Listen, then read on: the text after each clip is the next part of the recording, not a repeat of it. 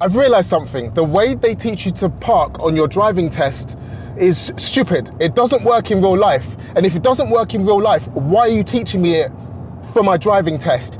I realised this when I did a video on TikTok about how to reverse park into a bay. I'm going to turn briskly all the way to the left. Constant observations as I'm moving backwards. The next thing I'm looking for is when my car becomes parallel with the bay. And quite rightly, I got slated in the comments saying, yeah, but you crossed the line. What if there was a car next to you? And I was like, yeah, but there was no car. And on your test, you're allowed to cross the bays. And the response was unanimous. Why would you teach someone something that they can't use in real life? If I'm teaching you how to drive, bear with me on this rant, then surely I need to know how to drive, not how to pass a driving test. So I'm back in Sainsbury's and I'm going to help you all out. If you've had a stupid instructor, a stupid driving instructor like me, who's taught you how to reverse bay park in a method that you cannot use in real life unless there's a free bay next to you. And if there's a free bay next to you, you might as well just forward park because that's easier and quicker. When I get into a car park and I need to reverse park, I drive up next to the bay, I flick it out and I bang it in. That's how everybody reverse parks. So I'm going to show you how to do that right now, so that if you get into a situation after you've passed your driving test where you need to reverse park into a bay because you're parking in between two cars, you actually can. So pull up next to the bay, flick it out 90 degrees, line it up, check the mirrors, guide it in. It's actually not even that hard. Right, I've had enough of this. I'm not teaching anybody else how to reverse bay park with a method that you can't use in real life. And if you've been taught this by your driving instructor, please put it in the comments. Which method do you use on your driving lessons? Do you go 90 degrees into the bay or do you go 45 degrees into the bay? And if you've passed your driving test already, have you tried parking 90 degrees in between two cars and it hasn't worked and you're losing your marbles thinking that you can't park and it's a you problem, when actually it's the fault of stupid driving instructors? I'm sorry. Let me set up some cameras so that you can see it from the outside. I'll throw up the drone.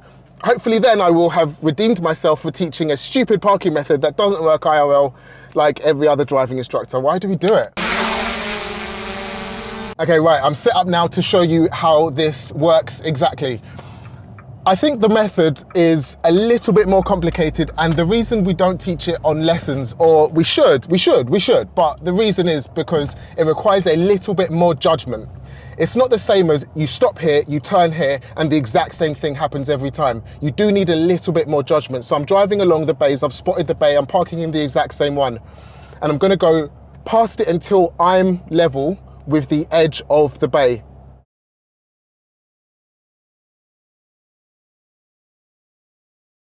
There.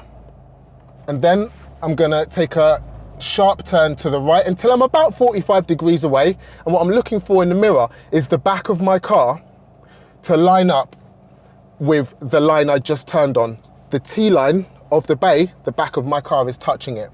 Great. Even if you pass your driving test, please look around, please keep up that observation. And I'm gonna, once I'm moving, take a turn to the left. And what I'm looking for is I'm looking in my mirrors to see that my car is passing on the correct side of this car. I'm looking in this mirror to see I'm still safe with the car on my right. Yep, and I'm perfectly in the bay. Boom. Because you're not gonna get the angle exactly the same every time, and because you're not gonna turn at exactly the same point every time, it does need more judgment. Did you notice I didn't turn full lock back the other way again? Because I could see in the mirror that the angle was perfect with about one turn of steering, and that won't be the same every single time. So once you're looking in the mirror, all you're looking for is for your car to pass on the correct side of your line, to not hit the car on your left, and then safety check, looking in the mirror on your right, making sure that your car is clear, is coming clear of the car on your right as you're taking that circular turn into the bay. Let me do that again. I want to show you it from behind so you can see exactly what my car's doing. Okay, camera's repositioned. I'm gonna go around again. Don't at me for driving through the bays. You can do this. It's no problem. Not on your driving test, but you can. And there's loads of things that you can do IRL that you can't do on a driving test. And there's loads of things that you can't do IRL that you can do on a driving test. So one thing that you can do is this method. There's no requirement to park from 90 degrees. And there's also no requirement to not cross the bay lines. So I'm going past the bay line there. My shoulders lined up with the last line of my bay. Swing it round to the right. There, my back is lined up with the same line I turned at. Check. And I'm gonna move and then steer. That's important. There, I can see now, I've just taken just over one turn and my car is coming around at a perfect angle to be on the other side of the black car on my right. Looking at the right, black car on my left. Looking at the car on my right, safety check, car on my left, and once I'm perfectly parallel with the bay, I'm gonna take that steering off and I'm parked. Now, I'm gonna show you on the drone so you can get another perspective of what it looks like. I wanna make this as easy as possible for you. For redemption for being a dumb instructor. 8 years I've been doing this. 9 years this year, what the hell? Oh, bloody hate driving instructors, me included. Right, drone shot, let's go. All right, I'm coming around the car park again, and you're definitely gonna need to practice this a few times to get it perfectly right. I'm close to the bays that I wanna park against, and I'm gonna go past them until my shoulder is lined up with the last line of my bay.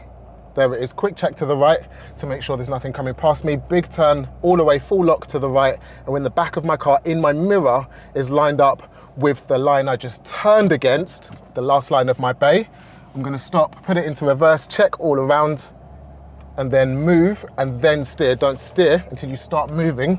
And what you're looking for is for your car to be on the correct side of your line, coming in at a nice angle, not gonna hit the car. Keep checking all around. I'm not gonna hit the car on my left, I'm looking in the mirrors, and I'm checking the mirror to my right to make sure I don't hit that car either. Sometimes you don't get the angle right, and that's okay, you can try again. And I'm just gonna come back until I'm all the way in the bay and stop. Neutral handbrake done. Use this method on your test, or tell your instructor that you wanna use the 45-degree method instead of 90 because it works IRL and not just for the 30-minute driving test. Stupid.